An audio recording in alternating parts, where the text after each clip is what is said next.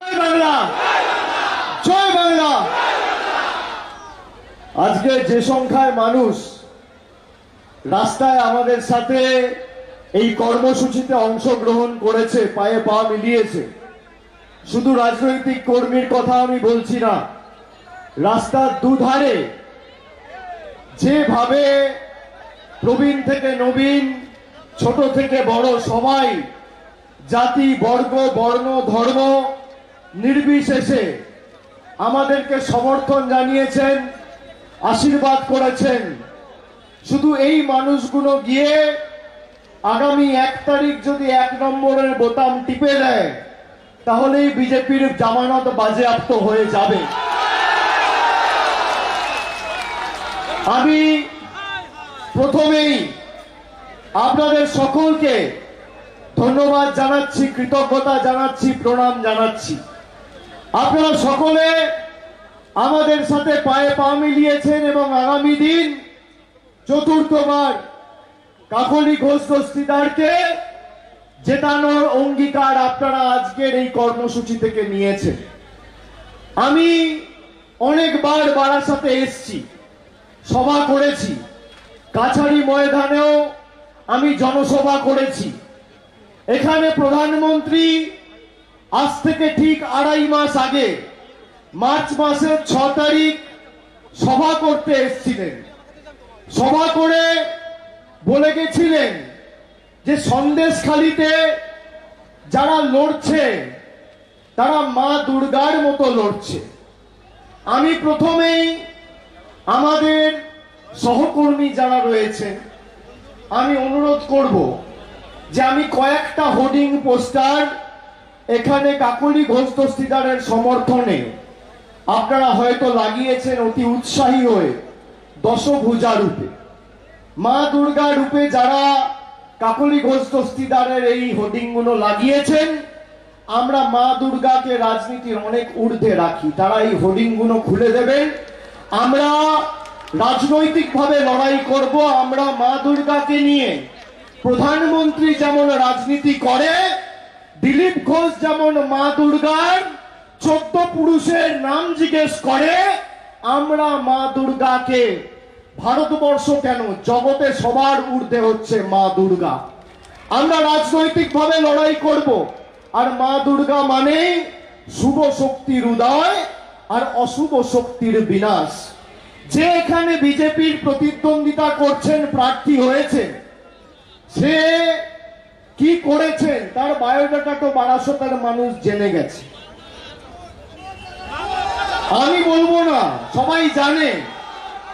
এবং মাদক পাচার করতে গিয়ে বাংলার নয় আসামের পুলিশ এই জোচ্চোর 2 নম্বরই তাকে ধরেছিল। সে পদ্মচিহ্ন নিয়ে আজকে এসছে ভোট চাইতে। আমি আপনাদের বলবো, প্রধানমন্ত্রী 6 তারিখ বারাসাত কাছারি ময়দানে সভা করে বলেছিল সন্দেশখালিতে যারা লড়াই করছে তারা মা দুর্গার মতো লড়ছে। আমি প্রধানমন্ত্রীকে জিজ্ঞেস করতে চাই, 2.5 মাস ধরে আপনি তো সভা সমিতি করছেন, সন্দেশখালির ভিডিওটা দেখার টাইম পেয়েছেন? পরের বার যখন বারাসাতে আপনি সভা করতে আসবেন, 8 ঘন্টা সন্দেশখালির ভিডিওটা দেখে আসবেন যে কিভাবে আপনার দল বাংলার মহিলাদের অসম্মানিত করে 2000 টাকার বিনিময়ে বাংলার মহিলাদের সম্ভ্রম লুণ্ঠন করেছে। যারা বাংলার মহিলাদের সম্মান 2000 টাকার বিক্রি, 2000 টাকার বিনিময়ে দিল্লির বুকে কৃতদাসত্ব করে দিল্লির মালিকদের কাছে বিক্রি করে, তাদেরকে বারাসাত আগামী 1 তারিখ উচিত শিক্ষা দেবে না? যারা আমাদের অধিকারের প্রাপ্য লড়াইয়ের টাকা বন্ধ করে রাখে, তাদেরকে বারাসাত উচিত শিক্ষা দেবে না? এখানে সংবাদ মাধ্যমের ক্যামেরা রয়েছে, আমার আওয়াজ যত দূর মাইকে শোনা যাচ্ছে, যারা গণমাধ্যমে দেখছেন, সংবাদ মাধ্যমে দেখছেন, এখনো তো প্রচারের 6 দিন বাকি আছে। 30 তারিখ প্রচারের শেষ দিন, আর 31শে মাস 1 তারিখ ভোট। 6 দিন বাকি আছে। আপনি জায়গা ঠিক করুন। বারাসাতে যে কোনো বুথে মঞ্চ বাঁধুন, আমি আমার রিপোর্ট কার্ড নিয়ে আসবো, আর নরেন্দ্র মোদী সরকারের কোন নেতা তাদের রিপোর্ট কার্ড নিয়ে আসুক। 10 বছরে আমাদের সরকার বাংলার জন্য কি করেছে, আর গত 10 বছরে আপনাদের মোদী সরকার বাংলার জন্য কি করেছে, তথ্য পরিসংখ্যানকে সামনে রেখে লড়াই হবে। দুদিন আগে আসামের মুখ্যমন্ত্রী হিমন্ত বিশ্ব শর্মা তিনি বাংলায় এসে বলে গেছেন দুর্গোৎসব হবে না, দুর্গোৎসব পালন করা যাবে না, খালি বাড়িতে বসে দুর্গা পুজো হবে, মণ্ডপে পুজো হবে, উৎসব হবে না। আপনারা এই সংস্কৃতিকে সমর্থন করেন? আপনারা বলুন তো, যারা বলছে দুর্গা উৎসব উৎসব নয়, আপনারা এই বক্তব্যকে সমর্থন করেন? রামনবমীতে আপনি অস্ত্রের ঝঞ্ঝরানি করে রাস্তায় নামবেন বোম, বন্দুক, পিস্তল, তরোয়াল নিয়ে, তখন আপনি উৎসবের আনন্দ পালন করতে পারবেন। আর বঙ্গবাসী যদি রাত জেগে পরিবার পরিজনকে নিয়ে সপ্তমী, অষ্টমী, নবমী, দশমীতে মণ্ডপে মণ্ডপে ঘুরে পরিদর্শন করে, বলছে সেই উৎসব চলবে না।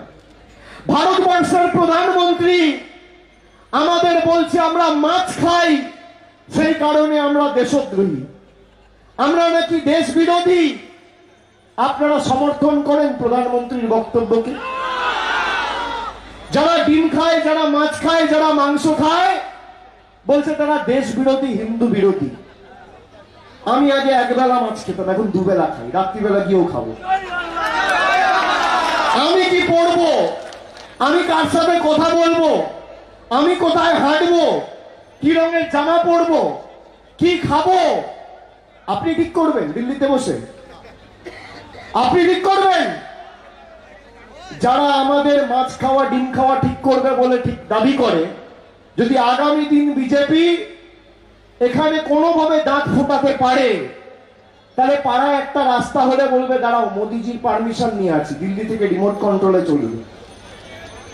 আমি তো আপনাদের বলছি, যেভাবে গত 12-13 বছরে 2011 সরকার আসার পর সর্বস্তরে উন্নয়ন পৌঁছেছে, খালি বারাসাত টাউন বিধানসভা নয়, সর্বত্র মধ্যমগ্রাম থেকে শুরু করে, বিধাননগর থেকে শুরু করে, ওদিকে দেগঙ্গা থেকে শুরু করে, সর্বত্র আমাদের সরকার উন্নয়নের ডালি নিয়ে মানুষের কাছে পৌঁছেছে। আপনারা জানেন, যখন ক্রিকেট খেলা হয়, খেলা শুরু করার আগে পিচটার রিপোর্ট নেওয়া হয়, পিচ রিপোর্ট নেওয়া হয়, জানেন তো? আপনারা ক্রিকেট খেলা দেখেন, আপনারা জানবেন। আপনি দেখবেন এই বারাসাত লোকসভা কেন্দ্রটাকে বিজেপির নেতারা অনেক দিন ধরে টার্গেট করে রেখেছে। প্রথমে এই যে এখানে রথিনদা দাঁড়িয়ে আছে, 20 ঘন্টা এই রথিন ঘোষের বাড়িতে মধ্যমগ্রামের বিধায়ক অক্টোবর মাসে রেড করেছিল। আমি রাজভবনের বাইরে ধর্নায় বসেছিলাম, আমার মনে আছে। কি পেয়েছে? কি পেয়েছে? খালি থালা, খালি বাটি, খালি বাসন, খালি হাতে এসছো, খালি হাতে ফিরে গেছো। সুজিত বোস বিধাননগরের বিধায়ক, তার বাড়িতে সিবিআই রেড করেছে, ইডি রেড করেছে, খালি হাতে এসছিল, খালি হাতে ফিরে গেছে। জ্যোতিপ্রিয় মল্লিকের বাড়িতে হাবড়ার বিধায়ক, এই লোকসভা আসনের অন্তর্গত বিধানসভায় আজকে 7 মাস ধরে তাকে রেড করে, অ্যারেস্ট করে জেলে ঢুকিয়ে রেখে দিয়েছে। নির্যাস কি শূন্য। অনেক দিন ধরে বারাসাতের উপর নজর দিয়েছে নরেন্দ্র মোদী এবং বাংলা বিরোধী বিজেপি। তারা বাংলার মাটিকে গুজরাটের মাটি ভাবছে, যে ইডি সিবিআই লাগাবো, ভয় দেখাবো, বাড়িতে রেড করব, আর তৃণমূল কংগ্রেস হয়তো বসে পড়বে। তৃণমূল দেশের আর 10টা রাজনৈতিক দলের থেকে আলাদা, মোদীজি ভুলে যাবেন না। আপনি যত প্রহার করবেন, আমরা বিশুদ্ধ লোহা, তত শক্তিশালী হব। গলা যদি কেটে দেন তাও জয় বাংলা বেরোবে। আমরা বস্তুতা স্বীকার করার লোক নয়, আমরা বস্তুতা স্বীকার করার লোক নই। আপনি ভাবছেন ইডি দিয়ে ধমকে চমকে বাংলা দখল করবেন। আপনি 10 বছর ধরে চেষ্টা করেছেন। আপনাকে 14 সালে হারিয়েছি, 16-তে হারিয়েছি, 19-এ হারিয়েছি, 21-এ হারিয়েছি, আবার 24-এ হারাবো। গোহারা কর। গোহারা করব বাংলার মানুষের লড়াই। যারা আমাদের 100 দিনের টাকা, বাড়ির টাকা আটকে রাখে, আমি তো প্রধানমন্ত্রীকে চ্যালেঞ্জ করেছিলাম যে আপনি বাড়ির টাকা দিয়েছেন 4 বছরে শ্বেতপত্র প্রকাশ করে প্রমাণ করুন। যদি প্রমাণ করতে পারেন 21-এ হারার পর 10 পয়সা রাজ্যের সরকারকে আপনি দিয়েছেন, আমি অভিষেক বন্দ্যোপাধ্যায় তৃণমূলের হয়ে ক্যামেরার সামনে বলে গেলাম ভোট চাইতে মানুষের কাছে আসবো না। আপনার ক্ষমতা থাকলে আপনি করুন, শ্বেতপত্রটা প্রকাশ করুন। আপনি পারবেন না। আমার দিদি, বৌদি, মায়েরা যারা আজকে সবাই রয়েছেন, সভা শুনছেন, 10 বছর আগে দেশের পরিস্থিতি কি ছিল বলুন তো? একটা রান্নার গ্যাসের সিলিন্ডারের দাম ছিল 400 টাকা, আজকে 10 বছর পর সেই সিলিন্ডারের দাম 1000 টাকা। 1 লিটার পেট্রোলের দাম ছিল 50 টাকা, আজকে 1 লিটার পেট্রোলের দাম 100 টাকা। ডিজেল ছিল 40 টাকা, আজকে 92 টাকা। কেরোসিন তেল ছিল 17 টাকা, আজকে 75 টাকা। বাজারে একটা ডিম কিনতে যেতেন, একটা ডিমের দাম ছিল 2 টাকা, আজকে একটা ডিমের দাম 7 টাকা।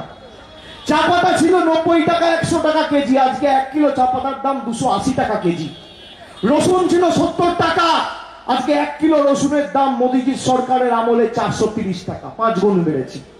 জীবনদায়ী ওষুধ 100 টাকার ওষুধ আজকে 1000 টাকা দাম, আর সেই ওষুধের কোম্পানিগুলোর থেকে হাজার হাজার কোটি টাকার ইলেকটোরাল বন্ড এই বিজেপি নিয়েছে। হিন্দুদের রক্ষাকর্তা হিসেবে নিজেদের দাবি করে। আমি আপনাকে বলছি, এই বিজেপি, মমতা বন্দ্যোপাধ্যায়ের সরকার যখন হিন্দু ধর্মের সর্ববৃহৎ উৎসব বাংলার বাঙালিদের এই দুর্গোৎসবের প্রসার ঘটানোর জন্য প্রত্যেকটা রেজিস্টার্ড ক্লাবকে 50,000 টাকা দিয়ে সাহায্য করে, তাদের সহকারী সিপিএম কে নিয়ে কলকাতা হাইকোর্টে গিয়ে জনস্বার্থ মামলা করে এই ক্লাব কমিটির টাকা আটকে দেয়। এই দুর্গাপুজোর কমিটিগুলোর বিরুদ্ধে ইডি, সিবিআই, ইনকাম ট্যাক্স লেলিয়ে দেয়। তাদের কাছে আমাদের শিখতে হবে হিন্দু ধর্ম। আমরা স্বামী বিবেকানন্দর হিন্দু ধর্মে বিশ্বাস করি, আমরা অমিত শাহ, যোগী আদিত্যনাথের হিন্দু ধর্মে বিশ্বাস করি না। আমরা বৈচিত্র্যের মধ্যে একতায় বিশ্বাস করি, আমরা বিচ্ছিন্নতাবাদ, বৈষম্যের রাজনীতি, বিভাজনের রাজনীতিতে বিশ্বাস করি না। আমরা বিশ্বাস করি নানা ভাষা, নানা মত, নানা পরিধান, বিবিধের মাঝে দেখো মিলন মহান। এই বৈচিত্র্যের মধ্যে একতাই বাংলার মানুষের লড়াইয়ের মূল মন্ত্র। আপনি বাংলায় বিভাজনের রাজনীতি করতে পারবেন না। আপনার ইডি পারবে না, আপনার সিবিআই পারবে না, আপনার বিচার ব্যবস্থার বন্ধুরা পারবে না, সংবাদ মাধ্যমের বন্ধুরা পারবে না। আধা সামরিক বাহিনী দিয়ে আপনি বাংলা দখল করতে পারেননি, আগামী 100 বছরে পারবেন না। আমাদের মতো সৈনিকেরা যতদিন আছে, মমতা বন্দ্যোপাধ্যায় যতদিন আছে, আমরা মাথা উঁচু করে লড়ার লোক। আমার পিছনে আপনি 10 বছর ধরে ইডি, সিবিআই লাগিয়ে রেখেছেন। আমার বয়স্ক মা বাবাকে ছাড়েননি, আমি মাথা নত করিনি। আমরা বিশুদ্ধ লোহা, যত পোড়াবেন, যত তাতাবেন, লোহা তত শক্তিশালী হয়। আমরা ঘাস ফুলের দল, আমরা ঘাস ফুলের দল। আপনি ঘাস কেটে শেষ করতে পারবেন না। কাটবে যত, বাড়বে তত, ফুটবে তত ফুল, রক্ত দিয়ে লিখে যাব আমরা তৃণমূল। আপনি পারবেন না। আমি আপনাকে বলছি, আপনি 10 বছর দেশ চালিয়েছেন মোদিজি, আপনি বেছে নিন বারাসাতে কোথায় আসবেন। আমাকে 1 ঘন্টা আগে আপনার সভায় আমি যাব। আপনার তথ্য নিয়ে আপনি আসুন, আপনার রিপোর্ট কার্ড নিয়ে, আর আমার সরকারের রিপোর্ট কার্ড নিয়ে, মমতা ব্যানার্জি রিপোর্ট কার্ড নিয়ে আমি যাব। আমি যদি 10-0 গোল দিয়ে বিজেপিকে ল্যাচে গোবরে করে মাঠের বাইরে না করতে পারি, তথ্য পরিসংখ্যানের নিরিখে লড়াই করে, আমার নাম অভিষেক বন্দ্যোপাধ্যায় নয়। আপনাদের তো শেষ দফায় ভোট, 1 তারিখ আমাদের 9টা আসনে ভোট রয়েছে।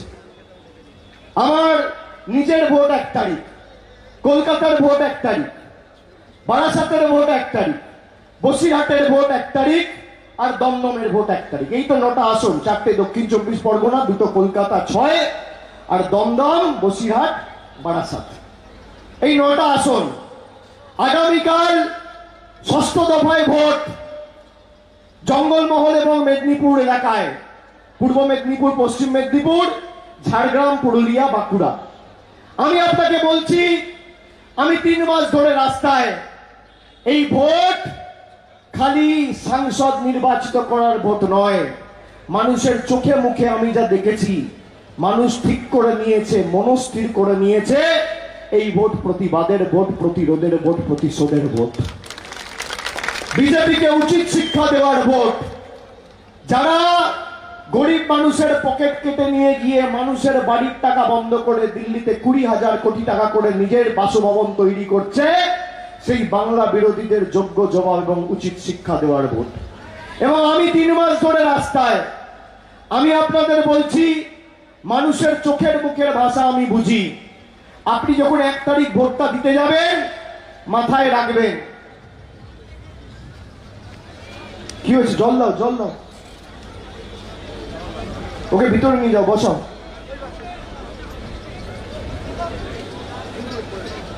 যখন 1 তারিখ আপনারা ভোট দিতে যাবেন, তখন মাথায় রাখবেন যে এই কেন্দ্রের সরকারের মেয়াদ হচ্ছে খালি 3 দিন। 4 তারিখ মোদী সরকার, টাটা বাই বাই, খেলা শেষ।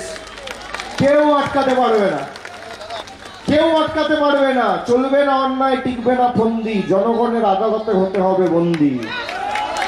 মানুষকে অনেক নিপীড়িত, বঞ্চিত, লাঞ্ছিত, অত্যাচারিত, শোষিত, লাঞ্ছিত করে রেখেছো।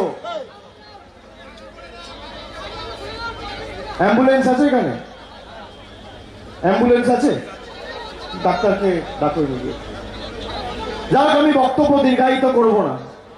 আমি আপনাদের খালি বলবো যে 1 তারিখ যখন ভোটটা দেবেন, মাথায় রাখবেন যে তখন 6 দফার ভোট হয়ে গেছে। 5 দফায় আলিপুরদুয়ার, কুচবিহার, জলপাইগুড়ি, এদিকে উত্তর দিনাজপুর, দক্ষিণ দিনাজপুর, মালদা, মুর্শিদাবাদ, নদিয়া, বর্ধমান, হাওড়া, হুগলি, এদের মাথা, ঘাড়, মেরুদণ্ড, কোমর ভেঙে দিয়েছে।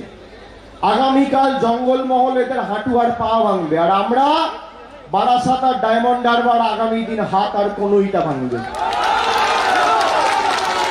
এবং বলো হরি হরি বল, বহিরাগতদের, বাংলা বিরোধীদের। আর 4 তারিখ ভোট বাক্সটা খুললে এই পরিযায়ী নেতাগুলো, যাদেরকে 4 বছর চোখে দেখা যায়নি, দূরবীন দিয়ে, অনুবীক্ষণ যন্ত্র দিয়ে খুঁজে পাওয়া যায়নি, কোভিডের সময় একবার বাড়িতে এসে জিজ্ঞেস করেন, আমফানের সময়, ঘূর্ণিঝড়ের সময়, কোন রকম প্রাকৃতিক দুর্যোগের সময় একবার বাড়িতে এসে বয়স্ক মা বাবা কেমন আছে জিজ্ঞেস করেনি, সন্তান সন্ততিরা খেয়েছে কিনা জিজ্ঞেস করেনি, স্বাস্থ্য পরিষেবা কোথাও দরকার প্রয়োজন আছে কিনা জিজ্ঞেস করেনি। তাদেরকে এমন ভাবে জবাব দেবেন যাতে আগামী 100 বছর এই বিজেপি মনে রাখে যে বাংলার মানুষকে বঞ্চিত করে রাখার ফল কি হতে পারে। 1 নম্বর বোতামটা এখানে টিপবেন, আর ওদিকে 4 তারিখ চতুর্থবার কাকলি ঘোষ দস্তিদার দিল্লিতে পৌঁছালো, আর টাটা বাই বাই, বিজেপির খেলা শেষ, চিটিং ফাক।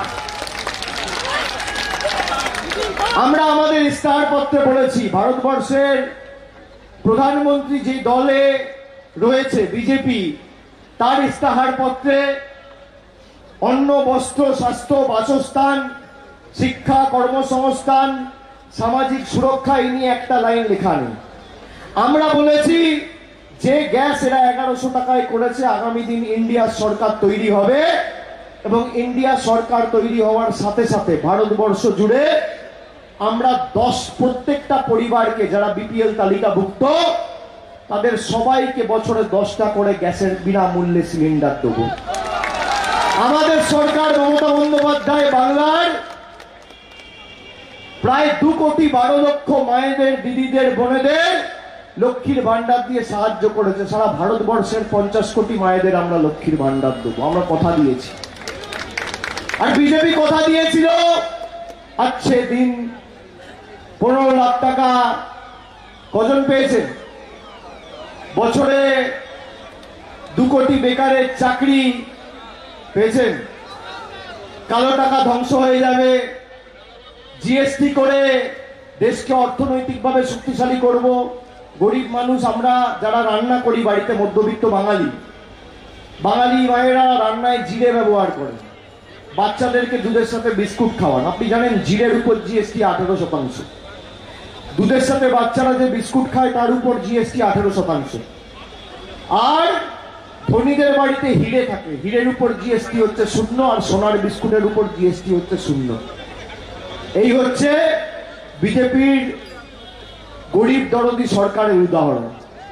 আমি আরেকবার আপনাদের সকলকে, যেহেতু রাস্তা বন্ধ হয়ে যাচ্ছে, গাড়ি ঘোড়ার যাতায়াত করতে অসুবিধা হচ্ছে, পথ চলতি মানুষ অফিস টাইমে বাড়ি ফিরবে। আমি বক্তব্য দীর্ঘায়িত করবো না, খালি আপনাদের বলবো যে নিজের অধিকার এবং বাংলার স্বার্থে আগামী দিন লড়াইটা করবেন। এরা যেভাবে মিথ্যে কথা বলে বাংলার মানুষকে বিভ্রান্ত করেছে, এই মিথ্যার বিরুদ্ধে আমাদের আগামী দিন জবাব দিয়ে তৃণমূল কংগ্রেসকে জেতাতে হবে, এবং একমাত্র তৃণমূল কংগ্রেস লড়ছে।